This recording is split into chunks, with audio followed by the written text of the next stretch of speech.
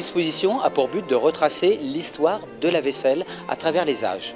Nous démarrons au Moyen-Âge avec l'évolution justement de tout ce que l'on pouvait mettre sur la table et l'art de dresser les tables en fonction des mets et en fonction de l'évolution de la vaisselle.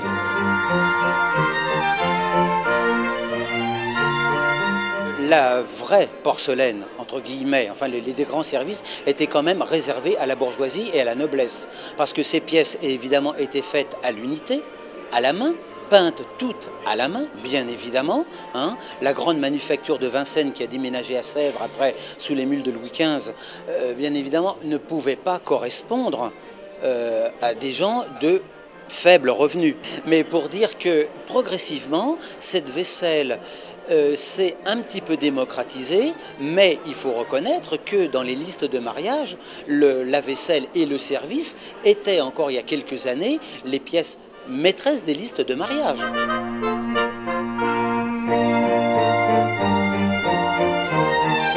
Vous faites une table de couleurs, vos amis préfèrent une couleur, vous chargez dans une couleur ou vous faites un clin d'œil de couleur. Ça c'est à sentir, vous mélangez les formes. Et on peut très bien faire, et ce que je n'ai pas eu le temps de présenter ici, c'est mélanger justement des pièces anciennes que vous pouvez avoir de par votre famille ou par chiné en brocante. Vous mettez une pièce ancienne dans une pièce ultra moderne, c'est exceptionnel. Ça vous réchauffe une table, c'est vraiment très joli.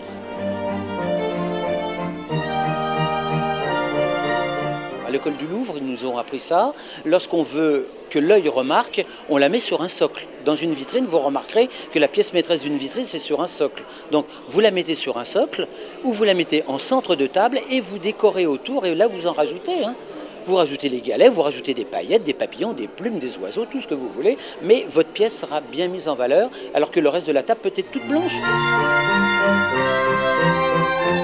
Les sculptures en sucre nous ont été gracieusement offertes par l'école de gastronomie qui est rue Le Courbe, donc qui forme des élèves et tout, et parce que au XVIIIe apparaissaient les centres de table éphémères. Vatel, entre autres sous Louis XIV, reconstituait de la caille jusqu'à l'énorme sanglier, et tout était remis dedans. Voilà. Et on mangeait beaucoup de cygnes. C'est pour ça qu'il y a des cygnes, on mangeait beaucoup de cygnes à la cour.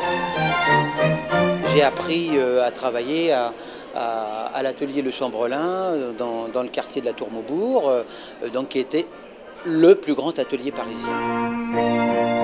Dans mes cours, je dois avoir à peu près, tout cours confondu, une quarantaine d'élèves, dont un monsieur.